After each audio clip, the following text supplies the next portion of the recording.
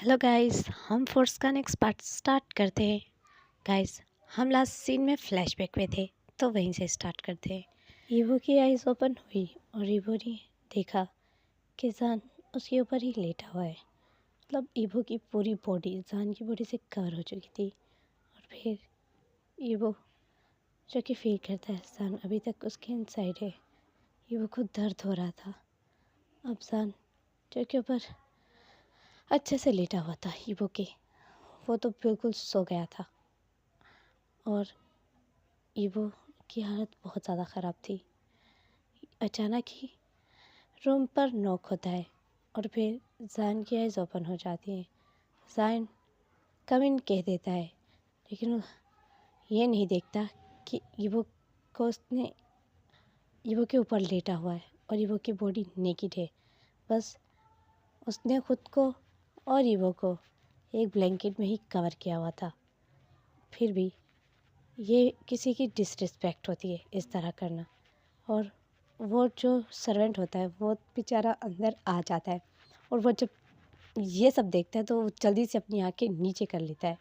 और वो कहता है, यंग मास्टर आपके फादर आने वाले हैं, उन्होंने कॉल करके कहा है कि वो आ रहे हैं, तुम जाओ। और ऐसे कहने के बाद सान उसे कहता है रूम का गेट भी बंद कर देना। ये यहाँ ही वो जो अंदर से टूट रहा था, सान ऐसा कर देगा उसे नहीं पता था। तो फिर सान जो ईवो की तरफ देखता है, ईवो आंखें बंद कर ली थी ईवो ने अपनी, क्योंकि ईवो को पता चल गया था कि सान के दिल में उसकी कोई रिस्पेक्ट नहीं। तो फिर जान जो कि ईवो के ऊपर लेटा हुआ था और वो ईवो को देखने लगता है। ईवो के फेस पर ईवो का फेस बहुत ज़्यादा स्वाइलन हो गया था। ईवो की आइज़ रो रो कर सूज गई थी। ईवो जो कि हिल भी नहीं पा रहा था। जान धीरे से ईवो की कमर में अपने दोनों हाथ ग्रैब कर लेता है। ईवो अभी भी जान के नीचे ही है। तो फिर ईवो ने जब फील किया, जान उसकी कमर को एक हाथ से थोड़ा सा ऊपर उठाता है और दोनों हाथ ग्रैब कर लेता है। ईवो आंखें बंद कर लेता है, क्योंकि अभी भी जान की लोअर बॉडी ईवो के इनसाइड है। तो फिर इससे ईवो को पेन हो रहा है। तो फिर जान जो कि एक ज़ोर से झटका देता है ईवो की कमर से, मतलब कमर से उसने दोनों हाथ जैसे ग्रैब कर लिए थे, तो उसने ईवो को अपनी तरफ खींचा, पुश किया। तो ईवो की दर्द से चीख निकल जाती है। और जान जो कहता है, बेबी तुम्हारा स्माइली फेस जो मैंने फ़र्स्ट टाइम देखा था, तुम मुझे अच्छे से ग्रीट करते हुए, मुझे तुम बहुत पसंद आए थे। और फिर मुझे तुमसे प्यार हो गया। और फिर मैं जब तक चाहूँ तुम्हें यूज़ कर सकता हूँ। मुझे इस बात की बहुत ही ज़्यादा सेटिस्फैक्शन फील होती है जब भी मैं ये सोचता हूँ। ईवो की आंखों में बस आंसू थे। ईवो कोई बात नहीं कर रहा। तो फिर ईवो को पता चल जाता है जान और भी ज़्यादा उसके साथ इंटीमेट होने वाला है अब भी। और जान ऐसा ही करता है। जान ईवो के साथ इंटीमेट होना स्टार्ट हो जाता है मॉर्निंग में। तो फिर ईवो की दर्द से आवाज़ें आने लगती है। अब जो कि मेंशन में सर्वेंट्स आ चुका था, वो एक सर्वेंट था जो कि बहुत ही ज़्यादा ओल्ड मैन था। ईवो रो रहा था। ईवो कह रहा था, छोड़ दो, जाने दो मुझे, मुझे घर जाने दो, मुझे घर जाना है। मेरा बेबी वो मेरा वेट कर रहा है, वो अकेला है। तो फिर सान जो कि हंस रहा था और उसे कह रहा था, जाने दूंगा, तुम्हें जाने दूंगा। जानता हूँ तुम्हारा बेबी अकेला है, वो तुम्हारा वेट कर रहा है, बट मैं तुम्हें जब भी बुलाऊंगा तुम्हें आना होगा। फिर ईवो उसकी तरफ रोते हुए देखता है। तुम्हें समझ आई? ईवो कहता है, छोड़ दो मुझे, जाने दो। तो फिर जान कहता है, लेकिन जान बस हाँ में सर हिलाता है, लेकिन वो उसे जाने नहीं देता। ऐसे ही जान उसके साथ डे में काफ़ी सारे राउंड्स कर लेता है। और ईवो की हालत बुरी तरीके से ख़राब हो गई थी।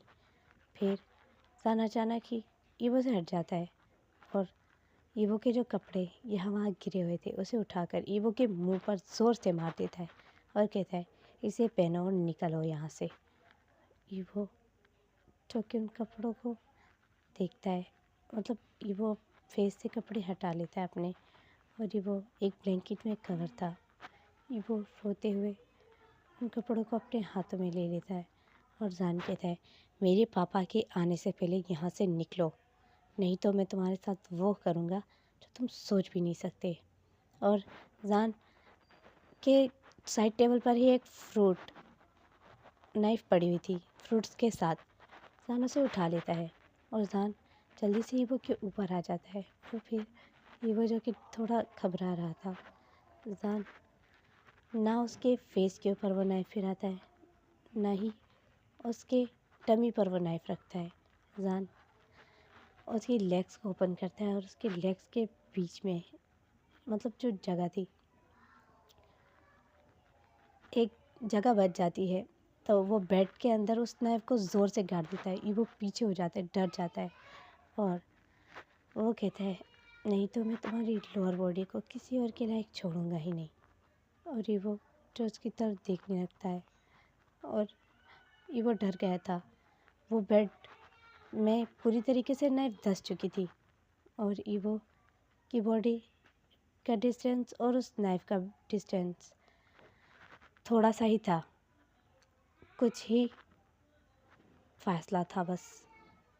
ईवो की बॉडी कांपने लगती है और जान एक डेविल स्माइल देता है और फिर वो कहता है, बेबी तुम समझ गए ना, जब भी मैं तुम्हें बुलाऊं तुम्हें आना ही होगा। वो उसकी थाइस पे उस नाइफ़ को फिरा रहा था। ईवो डर जाता है। ईवो कहता है, "हम्म, हम्म।" ईवो रोते हुए बस हाँ में सर हिला के ऐसे ही जवाब दे रहा था। और फिर जान कहता है, निकलो यहाँ से, इससे पहले कि मेरा फादर आ जाए। और फिर जान जो कि नहाने चला जाता है और ईवो चुपचाप उठता है। मतलब ईवो से जब ईवो उठने के लिए खुद की बॉडी को उठाने लगता है बेड से, ईवो को पता चलता है कि ईवो की बॉडी कितनी ज़्यादा टूट चुकी है, ईवो को कितना पेन हो रहा है। उसकी एक एक बोन में पेन था। उसकी आइज़ भी नहीं ओपन हो रही थी। उसकी आइज़ के सामने बार बार अंधेरा आ रहा था क्योंकि ईवो के सर पे बहुत बुरी तरीके से चक्कर आ रहे थे। ईवो को चक्कर आ रहे थे। ईवो दिल में सोचता है, जो भी करके मुझे यहाँ से निकलना होगा, नहीं तो थोड़ी देर में और रहा पता नहीं मेरे साथ क्या करेगा।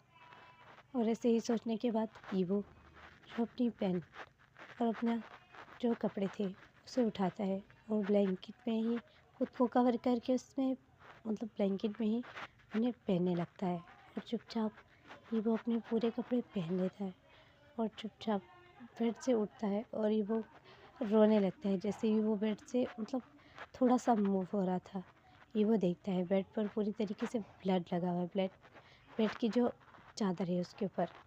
और फिर ईवो जो चुपचाप उठता है और बहुत मुश्किल से ईवो 2-3 स्टेप रख लेता था और अपनी बेली पर हाथ रखता था। बहुत ही मुश्किल से वो रूम के गेट तक पहुंचता है और गेट जैसे ही ओपन करता है, वो सर्वेंट रूम के बाहर खड़ा था। और ईवो जो कि अपनी नज़रें झुका लेता है और ईवो की आँख में टेयर्स थे और ईवो रो रहा था। ईवो के मुंह से रोने की भी आवाज़ आ रही थी। और वो ओल्ड मैन जब ईवो की ये हालत देखता है, ईवो ने अपनी बेली पर हाथ रखा हुआ था, उसकी लोअर बॉडी में बहुत ज़्यादा पेन था।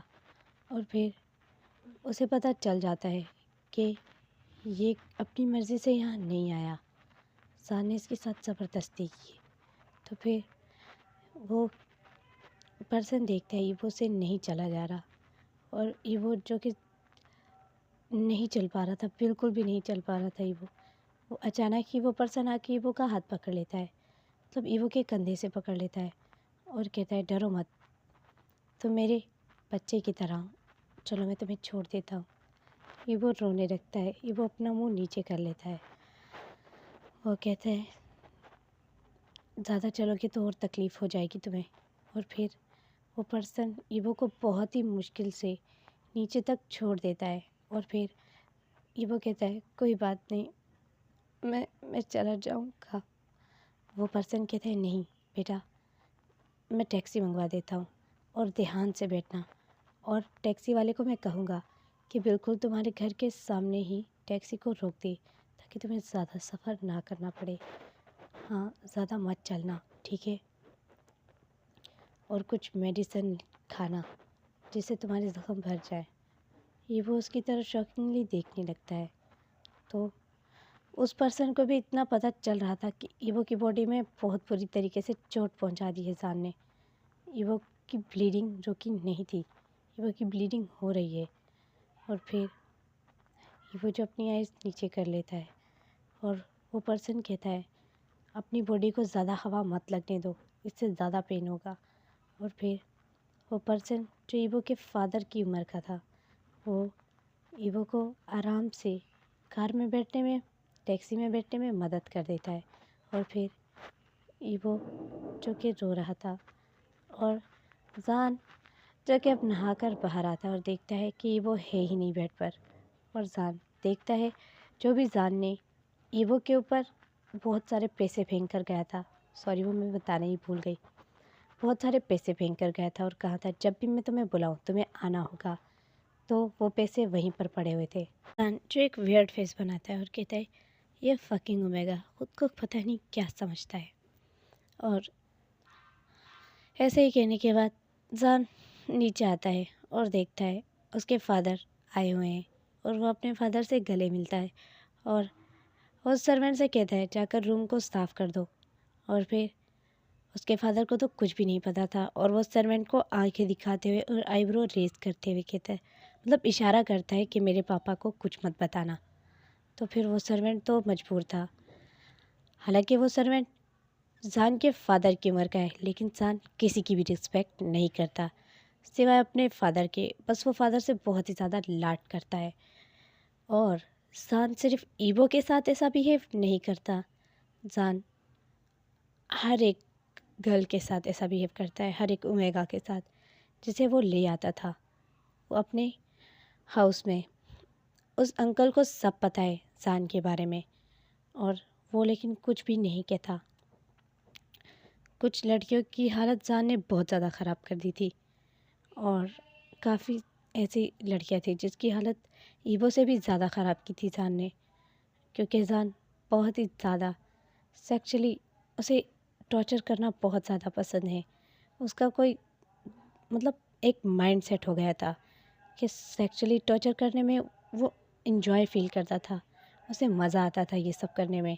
लेकिन वो ये नहीं जानता कि दूसरा पर्सन जिसके साथ ये सब होता है उस पर्सन को कितना हर्ट होता है, उसे क्या फ़ील होता है, उसे कितना पेन हो रहा होता है, उसे खुद से घिन आ रही होती है उस वक्त, जिस वक्त वो खुद को कमज़ोर महसूस करता है, खुद को बहुत ज़्यादा टूटा हुआ महसूस करता है और दूसरे को खुद पर इतना ज़्यादा हावी। सो फिर अचानक ही की रोने की आवाज़ आती है और जिससे जो ईवो है वो अपने सेंस में आ जाता है। हम फ्लैशबैक से अब बाहर आ गए, ओके, वहीं पर आ गए हम जहाँ पर ईवो ने ई को हक किया हुआ था। और फिर ईवो देखता है ये उसके ब्रेस्ट पर फेस रब कर रहा है और ये उसके ब्रेस्ट को सक कर रहा है शर्ट के ऊपर से ही। और ईवो एक स्माइल लेता है और दिल में सोचता है मेरी बेबी को भूख लग रही है। फिर ईवो जो कि उठता है और ईवो की टमी में भी दर्द हो रहा था, ईवो ने बहुत ज़्यादा रोया था और ईवो अब बेबी के लिए मिल्क बनाता है और फिर आराम से लेट जाता है उसी बेड पर और बेबी को मिल्क फीड कराने लगता है। लेकिन ये मिल्क को छोड़ देता है और बाद में ईवो देखने लगता है ई की तरफ। ये मिल्क नहीं पी रहा था, ये फिर से ईवो के ब्रेस्ट पर अपना माउथ रख के सक करने लग जाता है। ईवो इससे बहुत ही ज़्यादा अनईजी और वियर्ड फील करता है। वो दिल में सोचता है ई को क्या हो गया है, ये मिल्क नहीं पी रहा, ई को ये चाहिए। यदि वो फील करता है कि उसे बहुत ज़्यादा पसीना आया था और उसकी शर्ट बहुत ही गंदी हो गई होगी पसीने से। और फिर उसे महसूस होता है कि शायद ईगो मतलब इंसान को जब पसीना आता है तो वो बहुत ज़्यादा, अगर उसके कपड़ों को बेबी शक करे तो उसे नमकीन सा टेस्ट आ रहा था, तो वो इसलिए शक कर रहा है। और फिर वो जो कि जल्दी से ही के माउथ से उस शर्ट को निकाल रहा था, उसकी टी शर्ट थी, उसे निकाल रहा था, बट इन्हें उसे माउथ में पूरी तरीके से जकड़ लिया था। अब ईवो कहता है बेबी इसे निकालो। जैसे ही ईवो उसके माउथ से निकालता है, ई रोने लगता है। ई बहुत बुरी तरीके से चीख कर रोने लगता है, जिससे ई के जो बॉडी पर चोट थी उससे बहुत ज़्यादा ब्लीडिंग होने लगती है, जो कि उसे इंजेक्शन लगाया था उसके हार्ट पर। तो फिर ईवो इससे बहुत ज़्यादा डर जाता है। ईवो कहता है बेबी रोना बंद करो, और वो उसे मिल्क फीड करवाने लगता है, बट वो मिल्क नहीं पी रहा था। फिर ईवो जल्दी से अपने जो ब्रेस्ट है उसके माउथ में डाल देता है, और ई जो कि चुप हो जाता है और उसके ब्रेस्ट को सक करने लगता है। ईवो दिल में सोचता है ई को क्या चाहिए, ई को मोम का ब्रेस्ट चाहिए। और इसे ये फील करने के बाद ईवो ने अब अपनी शर्ट को ऊपर किया हुआ था, जो कि ईवो के निपल्स को सक कर रहा था, और वो चुप हो जाता है बिल्कुल। और ई का एक दूसरा हाथ ईवो के दूसरे ब्रेस्ट पर ये फिरा रहा था। ये छोटा सा बेबी है, और वो छोटे से बेबी ऐसा करते हैं। तो ईवो को कुछ समझ नहीं आती, बस वो चुपचाप कुछ भी नहीं कहता, और फील करता है कि ई को अब अच्छा फील हो रहा है। ई चुप है। तो ईवो कहता है बेबी मैं तुम्हारे लिए कोई भी पेन बर्दाश्त कर सकता हूँ। और ऐसे कहने के बाद वो ई के फोरहेड पर किसी करता है, और फिर ईवो स्माइल करता है। और यहाँ सीन शिफ्ट होता है जान, ओके, अपने कज़न के घर आता है, और वो कहता है कैसी हो तुम। और उसकी कज़न भी उससे बहुत अच्छे से मिल रही थी। उसकी कज़न और वो चाइल्डहुड फ्रेंड है, और उसकी कज़न कोई और नहीं डॉक्टर यानली है। तो फिर अब क्या होगा ये तो हमें बाद में ही पता चलेगा। ठीक है गाइस। सो फिर डॉक्टर यानली से कहती है कैसे हो जान तुम इतने दिनों बाद, इतने सालों बाद यहाँ आ रहे हो, तुम्हें क्या बिल्कुल भी हमारी याद नहीं आती। जान कहता है आती है ना। और फिर जान कहता है चलो डिनर करते हैं। डिनर करते समय डॉक्टर यानी उसे कहती है क्या हुआ, तुम्हारी वाइफ का कुछ पता चला। जान कहता है नहीं, कुछ भी नहीं पता चला।